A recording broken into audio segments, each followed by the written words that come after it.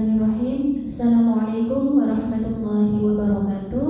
Yang saya hormati Ibu Fuji Ningrum, SPD MPD sebagai mentor dalam orientasi nilai dan etika PPPK tahun 2026.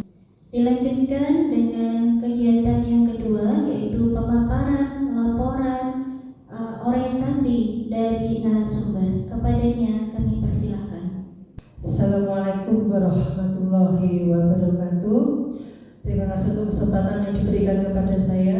Di sini saya mencoba untuk memaparkan laporan hasil orientasi yang beberapa hari ini saya dapatkan. Sebelum saya memaparkan apa yang saya buat, perkenalkan dulu, nama saya adalah Bu Sri Kurnia Fitriani, biasa dipanggil Bu Ani, dari unit kerja SMA Negeri 2 Demak. Di sini saya mengampu mapel bahasa Indonesia.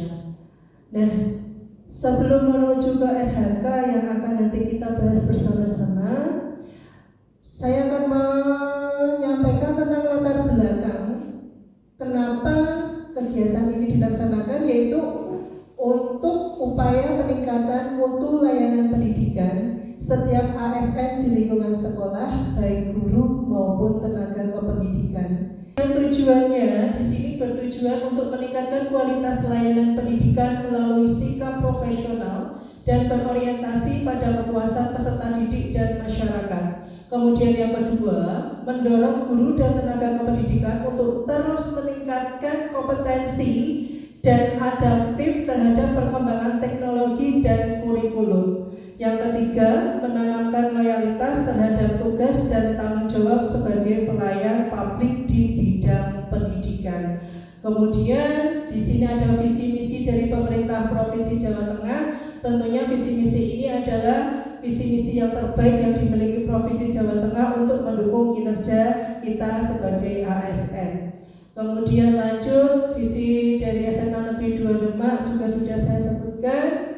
Terwujudnya insan religius, santun dalam mengerti, berprestasi, mandiri, cakap dan bijak, berteknologi yang berwawasan global serta berbudaya lingkungan. Nah, di sini ada juga misi dari SMA Negeri 2 Demak. Dan ini kita masuk kepada intinya, yaitu membahas tentang nilai-nilai dasar ASN berakhlak. Nah, nilai-nilai dasar dari ASN berakhlak di sini ada 7 poin. Yang pertama adalah berorientasi pelayanan. Di sini berhubungan dengan pelayanan prima kepada masyarakat. Kalau kita di bidang pendidikan, berarti kita khususkan kepada peserta didik, wali murid, dan lingkungan sekitar sekolah. Kemudian akuntabel itu berarti kita berhubungan dengan tanggung jawab kita sebagai guru di lingkungan sekolah. Kemudian kompeten sesuai dengan keahlian yang kita miliki, harmonisasi sikap kita kepada rekan sejawat, kepada peserta didik yang baik di lingkungan sekolah seperti apa. Kemudian loyal, tentunya kita harus loyal. Kenapa? Karena kita wajib untuk mementingkan kepentingan bangsa dan negara. Yang selanjutnya adalah adaptif. Adaptif itu berarti kita harus bisa menyesuaikan dan dengan cepat melakukan perubahan dengan apa yang sesuai aturan berlaku. Yang terakhir adalah kolaboratif, berarti kita harus mampu di sini bekerja sama dengan rekan sejawat ataupun kerjasama dengan pihak-pihak yang lain yang mendukung di bidang pendidikan. Langsung saja ke tabel rencana hasil kerja. Di sini rencana hasil kerja yang pertama yaitu tentang terkelolanya peningkatan kualitas praktik pembelajaran guru. Dan rencana hasil kerja yang saya lakukan adalah terlaksananya praktik pembelajaran melalui observasi praktik kinerja yang disepakati bersama kepala sekolah. Berarti di sini menurut saya adalah melakukan kegiatan observasi bersama observer. Nah, kegiatan tersebut tentunya ada kegiatan dan tahapan. Tahapan yang pertama itu ada tahapan perencanaan. Yang pertama pertama, guru dan observer tentunya bersepakat dulu mengenai jadwal observasi. Kemudian yang kedua, menyiapkan alat perencanaan dan pembelajaran serta materi yang akan diberikan. Kemudian tahapan yang kedua yaitu guru melaksanakan observasi praktik dan kinerja sesuai dengan jadwal yang telah ditentukan. Tahapan yang ketiga yaitu evaluasi, guru dan observer berkomunikasi untuk rencana tindak lanjut sebelumnya. Dan yang tahap ketiga yang kedua yaitu guru menyusun rencana perbaikan karena sebelumnya sudah ada tindak lanjut dari observer atau evaluasi dari observer. Kemudian output kegiatannya adalah dokumen laporan observasi. Untuk nilai akhlaknya yang pertama adalah harmonis dan kompeten. Kemudian yang kedua melaksanakan observasi praktik kinerja, berarti saya bertanggung jawab yaitu akuntabel. Dan yang ketiga evaluasi, menentukan rencana tindak lanjut dan menyusun rencana perbaikan hasil evaluasi yaitu nilai harmonis dan kolaboratif. Kemudian rencana hasil kerja yang diintervensi kedua yaitu terlaksananya supervisi terhadap guru dalam pelaksanaan pembelajaran, pembimbingan serta pembimbingan dan pelatihan dalam mewujudkan pembelajaran yang bermutu untuk semua. Di sini rencana hasil kerjanya adalah terlaksananya pembelajaran, pembimbingan serta pembimbingan dan pelatihan dalam mewujudkan pembelajaran yang bermutu untuk semua. Nah, di sini kualitasnya tingkat kehadiran 100% targetnya, kemudian kuantitas indikator kinerja individu, jumlah pertemuan yang dilakukan saya mendapatkan 24 jam per minggu.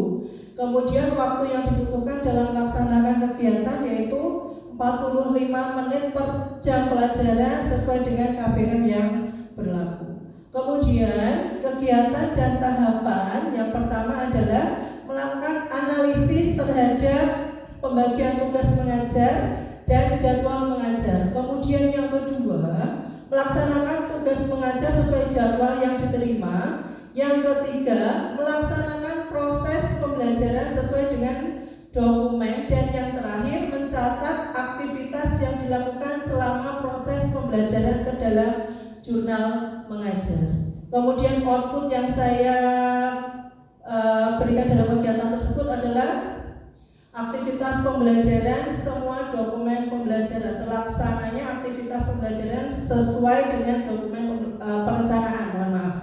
Kemudian nilai akhlak yang sesuai yaitu yang pertama, saya melaksanakan kegiatan pembelajaran sesuai dengan dokumen perencanaan pembelajaran yang telah disusun, yaitu kompeten karena sesuai dengan bidang keahlian saya. Kemudian yang kedua, saya melaksanakan aktivitas pembelajaran sesuai dengan karakteristik dan kebutuhan belajar murid, yaitu adaptif sesuai dengan kondisi murid. Kemudian saya berkomunikasi dengan murid selama proses pembelajaran untuk menciptakan suasana yang kondusif dan menarik bagi murid. Di sini sesuai dengan sikap harmonis, nilai harmonis. Kemudian yang keempat, saya mencatat semua aktivitas pembelajaran yang dilakukan ke dalam jurnal mengajar, yaitu akuntabel atau bisa dipertanggungjawabkan. Kemudian yang ketiga, rencana hasil kerja dan diintervensi, yaitu terkelolanya pengembangan kompetensi guru dan tenaga kependidikan, terlaksananya pengembangan kompetensi yang meningkatkan pembelajaran yang bermutu. Selanjutnya yang poin nomor 5, rencana hasil kerja diintervensi, terlaksananya supervisi terhadap guru dalam penilaian pembelajaran atau evaluasi bimbingan dalam mewujudkan pembelajaran yang bermutu untuk semua. Kemudian terlaksananya penilaian pembelajaran atau evaluasi bimbingan dalam mewujudkan pembelajaran yang bermutu untuk semua. Rencana hasil kerjanya, targetnya 100%, kemudian kuantitasnya 1 dokumen, waktunya 12 bulan. Dan tahapan yang saya lakukan adalah menyusun instrumen penilaian, kisi-kisi dan soal terlebih dahulu. Kemudian sesuai dengan ATP, kemudian melaksanakan evaluasi pembelajaran, penilaian harian, tengah semester dan akhir semester. Dan yang terakhir tahapannya adalah analisis dan tindak lanjut. Di sini saya mulai mengolah nilai hasil belajar, melakukan analisis butir soal serta melaksanakan program remedial serta pengayaan. Nah, output kegiatannya berupa dokumen penilaian. Di sini penerapan akhlak, nilai berakhlaknya yaitu yang pertama kompeten, karena saya menyiapkan instrumen penilaian sesuai dengan bidang saya. Kemudian saya melakukan penilaian secara jujur, objektif dan transparan, akuntabel. Kemudian saya melakukan inovasi metode remedial agar sesuai dengan tingkat pemahaman siswa yang berbeda-beda, adaptif, dan yang nilai akhlak selanjutnya yaitu mendiskusikan hasil evaluasi dengan orang tua. Ini nilai kolaboratif. Kemudian selanjutnya nomor 6 yaitu terkelolanya penugasan tambahan guru dan penugasan tenaga kependidikan untuk mewujudkan pembelajaran yang bermutu untuk semuanya. Nah, di sini rencana hasil kerja yang ada adalah terlaksananya peningkatan kinerja satuan pendidikan melalui pelaksanaan tugas tambahan sebagai guru piket. Di sini seperti biasa kualitasnya 100%, kuantitasnya satu dokumen yaitu laporan guru piket dan waktunya ditentukan selama 12 bulan. Kegiatan dan tahapannya yaitu membagi tugas ke masing-masing anggota piket, kemudian melaksanakan piket sesuai tugas yang diberikan, kemudian yang terakhir mengisi jurnal piket. Kemudian output kegiatannya yaitu berupa laporan jurnal piket yang telah dibuat sebelumnya.